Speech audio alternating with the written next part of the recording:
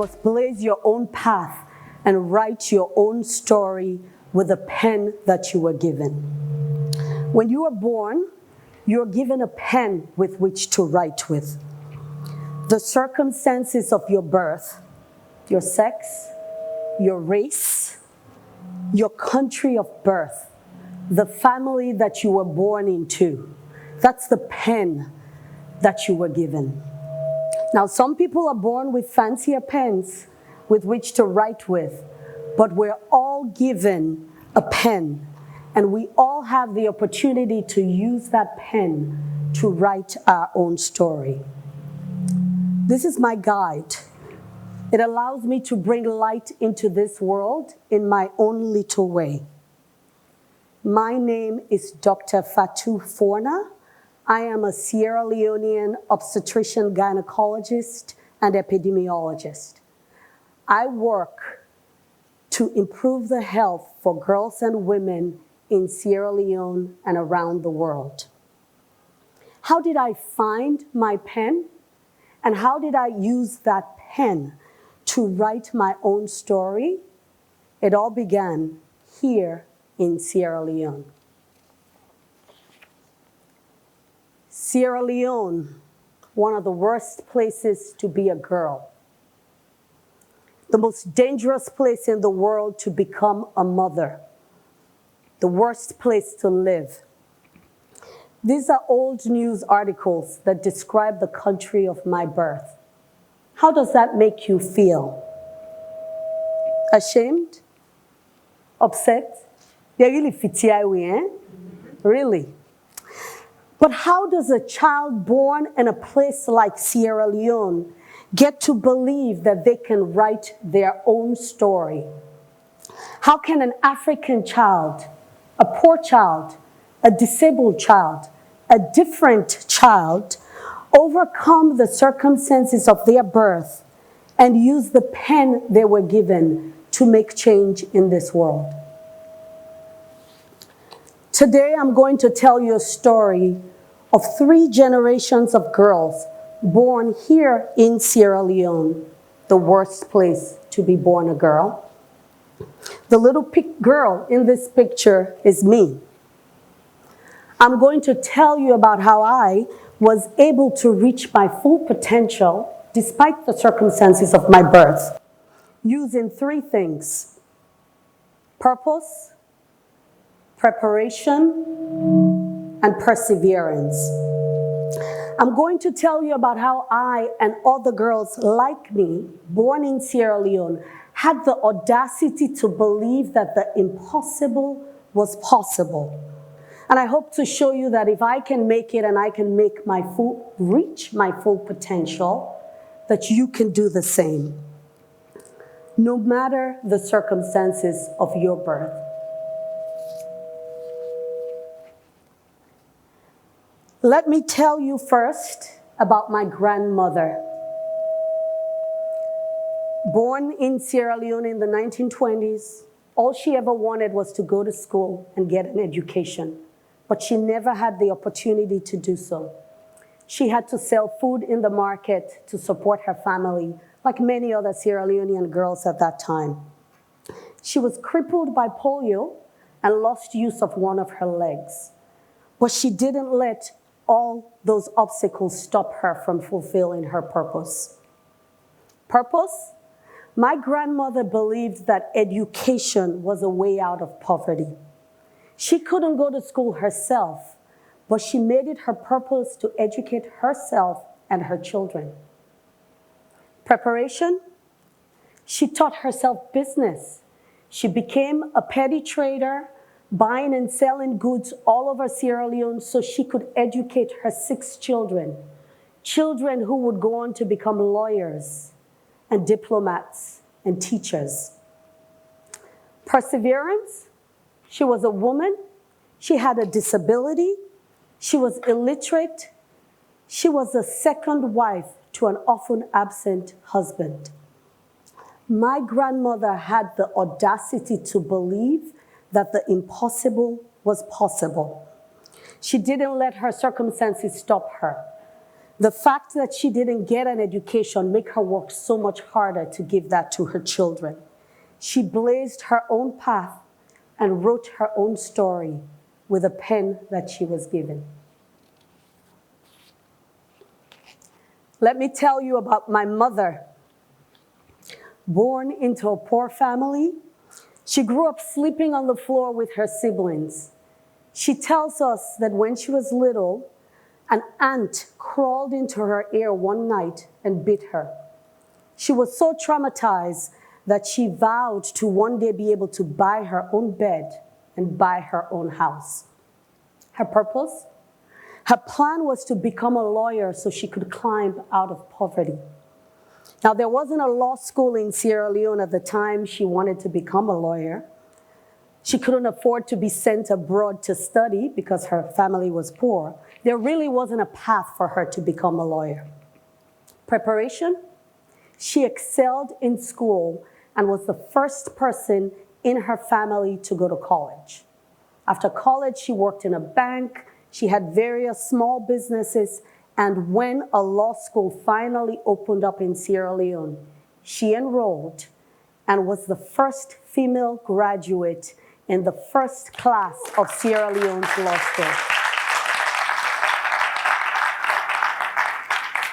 Perseverance. After becoming a lawyer, she fled Sierra Leone's civil war in the 1990s and immigrated to the United States and became a waitress. Her law degree wasn't recognized, so she went to law school again. She became a lawyer, practiced law in Atlanta for about a decade, and finally returned home to Sierra Leone to serve as our country's deputy foreign minister. My mother had the audacity to believe that the impossible was possible. She didn't let her circumstances stop her. Growing up in poverty strengthened her desire to become a lawyer. She blazed her own path and wrote her own story. Let me tell you about my story. Yes, it's difficult to be a girl in Sierra Leone. It's difficult to be a woman in Sierra Leone. I remember as a child, the dancing, the drumming, the celebration of young girls who had gone through the rites of passage and been initiated into the Bondo ceremony.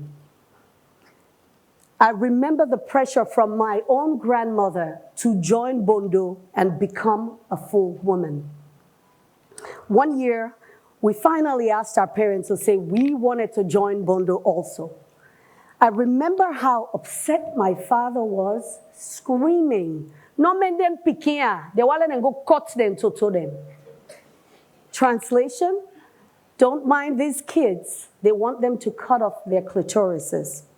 Now, in the 1980s in Sierra Leone, 98% of all girls went through female genital mutilation as part of the rites of passage for the Bondo society. Their external genitalia was cut off with no anesthesia. They were held down by the women that they loved the most, their mothers, their aunts, their grandmothers, sitting on their chests as they screamed in pain and pure terror. Women following tradition, believing that they were doing the right thing for their daughters, while acting as the ultimate pawns in a patriarchal society, to mutilate their own daughters and rob them of the ability to have complete sexual and reproductive lives. Yes, it's difficult to be a girl in Sierra Leone.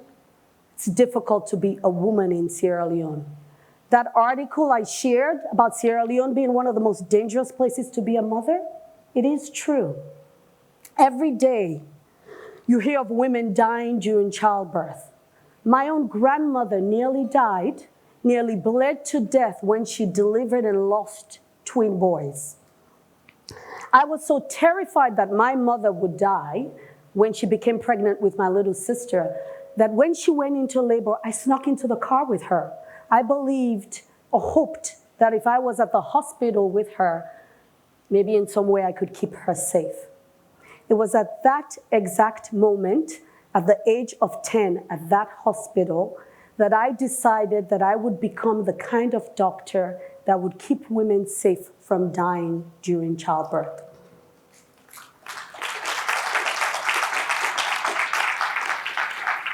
Purpose. Those experiences gave me my purpose to improve the health for girls and women in Sierra Leone and around the world. Preparation. I knew becoming a doctor wouldn't be easy, especially for a little girl from Sierra Leone. I had to be ready to compete at a global level.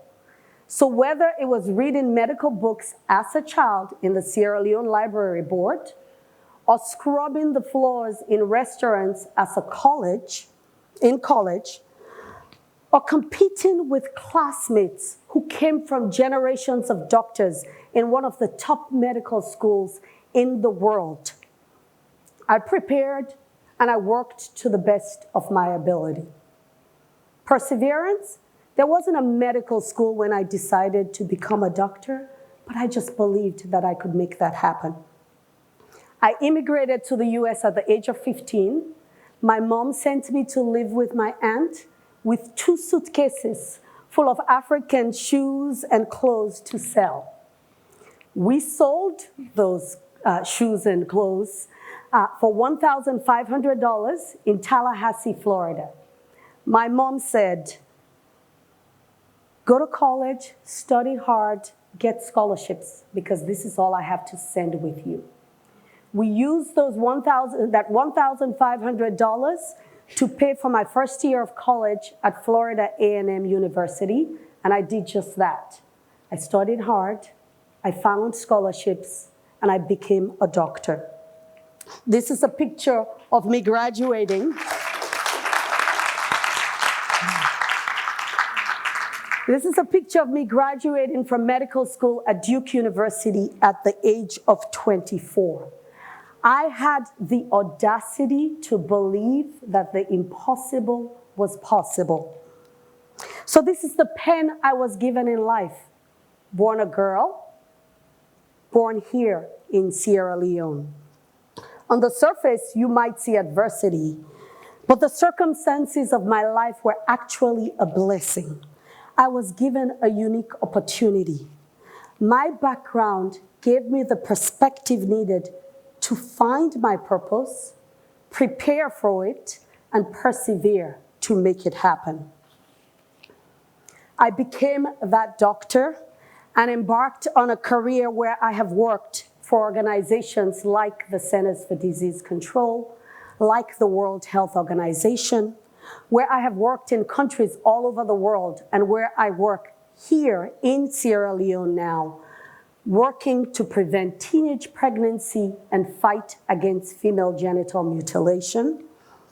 I co-founded the nonprofit Mama Pikin Foundation, which has helped the Ministry of Health in Sierra Leone to develop the country's first obstetrics and gynecology residency training program, so that our mothers no longer have to die while giving life.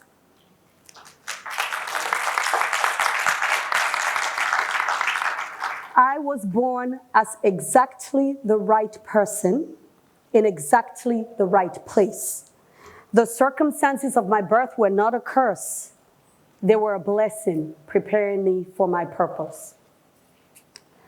So how can you use purpose, preparation, and perseverance to reach your full potential?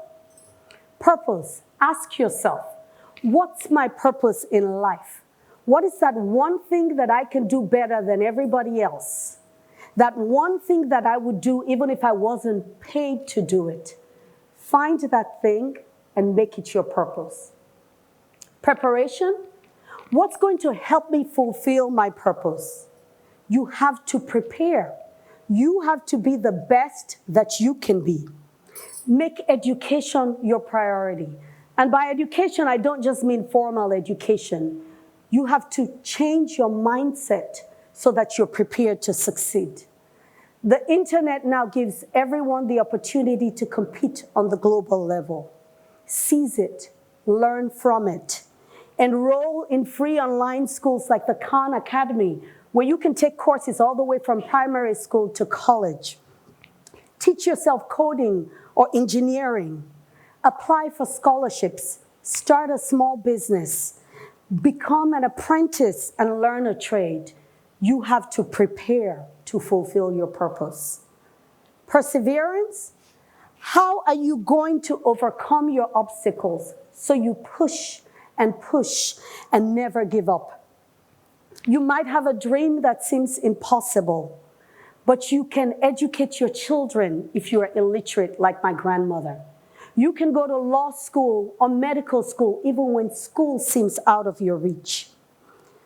You must have the audacity to believe that the impossible is possible, that you can blaze your own path and write your own story with a pen that you were given. Your sex is not a barrier. Your race is not a barrier.